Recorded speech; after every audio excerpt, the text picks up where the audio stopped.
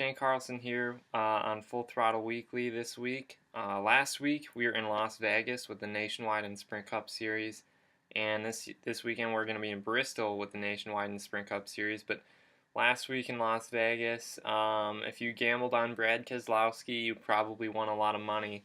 He swept both races, but he had to overcome a few problems in the Nationwide race. I think he led for 144 out of the 200 laps, but he had a draining battery problem. But he was still able to get the win.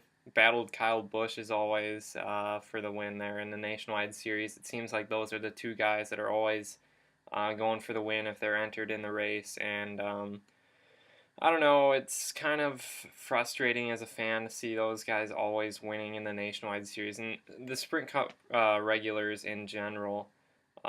Racing in the Nationwide Series, and because I feel like they just pick one series to race in, either the Sprint Cup or the Nationwide or the Truck Series, because I feel like it's taking wins away and opportunities away from the Nationwide guys who are actually trying to battle for a title in the series. I think those should be the guys that are going for wins, and so to me, it's just kind of frustrating that their NASCAR is allowing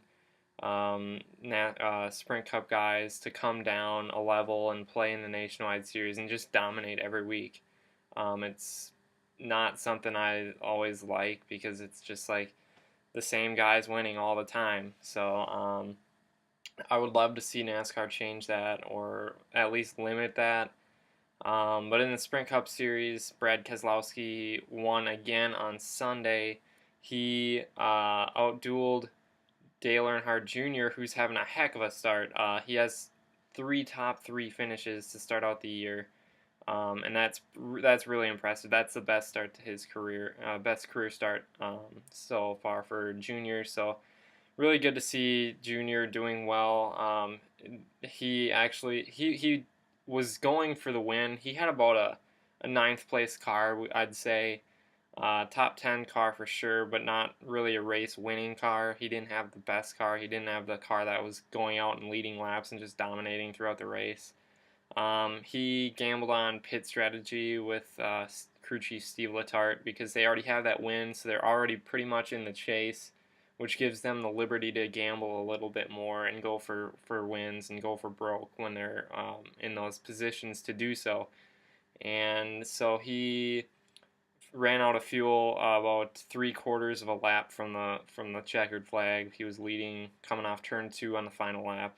He started to sputter, and Brad Keselowski was there in second, and he just took advantage, went by Junior on the outside, and then went on to win the race. But those two in general, Brad Keselowski and Dale Earnhardt Jr., have been the class of the field so far this year in 2014. You also have to look at a guy like Kevin Harvick was really good this weekend. He blew a left front wheel hub, but he had been leading for I think about 20 laps, and he looked like he had another strong car. Could have possibly gone for the repeat win after he won in Phoenix the week before, but those three cars, I mean, obviously they've all got one win, but have been really strong. But the thing that puzzles me about Kevin Harvick is his teammates at Stewart-Haas Racing have not been even anywhere close to being where Kevin Harvick is at right now with Stewart, Danica Patrick, and Kurt Busch, and their performance has just been awful. Kurt Busch has been more of a luck thing, but still, he hasn't shown quite the speed that others have, and but look for those guys to turn it around. Roush Fenway Racing is kind of struggling as a whole, but I think the teams that kind of have it figured out right now are Hendrick Motorsports and Penske Racing, or Team Penske now actually. But those are the guys that seem to have stuff figured out. I'm still waiting to see where Casey Kane is going to fall in. He's at Hendrick, but he just hasn't really shown much speed or much power to start the season, and so we're waiting on him. I'm sure he'll turn it around. It takes a little bit of time to get these things figured out, but this week in Bristol, one of my favorite tracks, a lot of beating and banging, half-mile bull ring.